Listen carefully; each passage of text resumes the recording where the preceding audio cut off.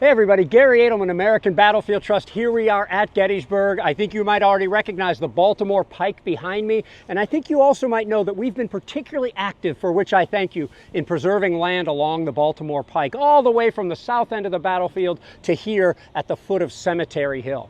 Here's one of the properties that you actually helped us to secure right along the Baltimore Pike, and that's not the only one. You also helped us to secure 3 acres right behind me, which not only saw some battle movements, but also served as General Meade's headquarters on July 4th.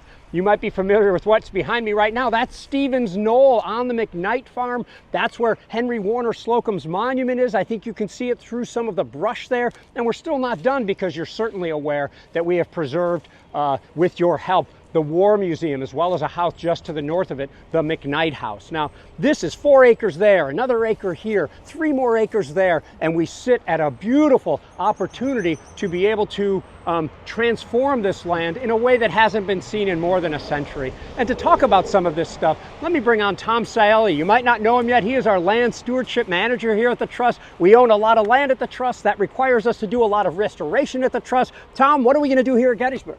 Well, as you know, as we get land into our program, one of our goals of conserving land is for the historic preservation of those sites.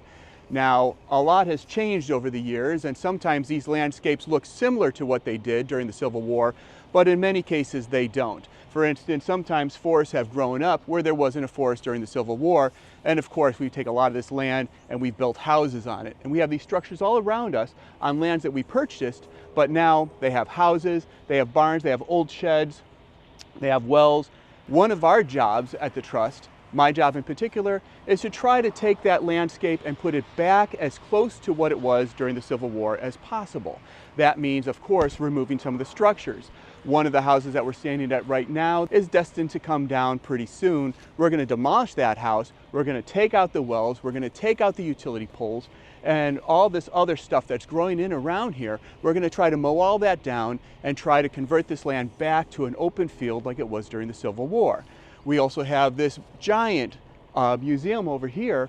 The War Museum is also one of our properties that we're going to be taking down. Now that one's on hold for a little bit. We still have people in that building, and a lot of times we get land and we can't take them down until the people move out, and then we get the green light to remove those structures.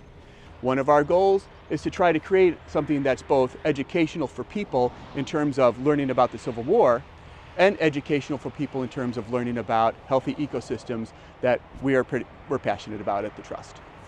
Good, good. Thanks, Tom. I think we have a budding video star here on the Trust staff. Thank you so much. Now, we're not done yet. You know, this restoration work is some of the unsung hero work at Gettysburg and elsewhere. You've heard of the success stories at the Slaughter Pen Farm and out Fleetwood Hill at Brandy Station, and here at Gettysburg, most notably at Lee's headquarters, where not only do we restore the land, but in a perfect world, we either transfer it to the park so it becomes part of their overall interpretive manner, or we install interpretive trails, and then battlefield guides and others come and enjoy the places. So this is the full circle of what we do at the Trust that you've been very supportive of.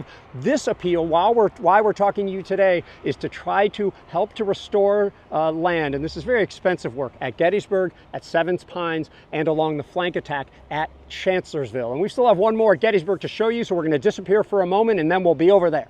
So now here we are, less than a half a mile down the Baltimore Pike, closer to Powers Hill, and we've been so active along this Baltimore Pike, and it might have seemed like, well, why are they buying that? Why are they buying that? Well, these things, you've heard us say it before, they're like puzzle pieces. And this track that we stand on now, we're not far from the Visitor Center, and this connects with 2 other tracks that you helped us to preserve. The Gettysburg Foundation has preserved more, and right behind the camera, I can see Pardee Field at the Gettysburg National Military Park. Maybe someday you'll be able to walk from the Visitor Center to Culp's Hill in partnership with the National Park Service. But we have some work to do on this house right behind us here. Let me bring Tom Scielli back on. What do we got here, Tom? Right.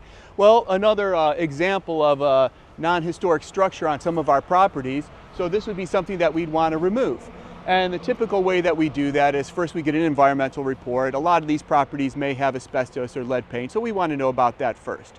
So we'd get that covered, we'd get all of our permits, and we'd get bid from contractors. Then they'll come in, they'll bulldoze the house, they'll pull it all out, they'll break up the foundation, all those things. They'll have to pull out the well, they'll break it down to grade and cover it up and cap it. If there's a septic system in some of these places, they have to pump those out and pull them out. After they've got everything removed, all the non-historic structures are gone, they'll grade the site and then reseed it, and we're ready to go.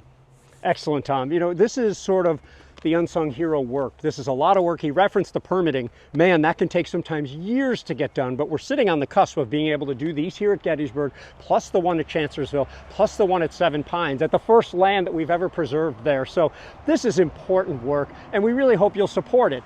This is not our usual ask for you, but we hope you'll get involved in not only helping us to preserve the land, but seeing it through to that restoration phase that allows us to get into that interpretation phase. And I could see a time where not only you have trails here, but you drive up the Baltimore Pike and maybe all the woods there on those tracks that we talked about before, where you can see Stevens Knoll and Cemetery Hill, where you'll look to the right, instead of seeing trees, instead of seeing hotels on the left, you'll be able to see the Gettysburg National Military Park. And that might seem a ways off, but it's done one step at a time, so we really need your support. Thanks for anything you can do and for all your support of battlefield preservation, education, and restoration. Just a real quick addition to that video here. Here, when we came here in about 2014, there was a house, a circular driveway behind this 10th Maine monument erected by veterans. There was another house near there, another house next to that, and now they're all gone. And when you walk to the top of this hillock, you can practically see Spangler Springs. So your contributions and your support makes a huge difference right here on the ground. Hello, this is Trace Atkins. To stay up to date on all the latest and coolest videos, please subscribe to the Trust YouTube channel. Preserve, educate, inspire.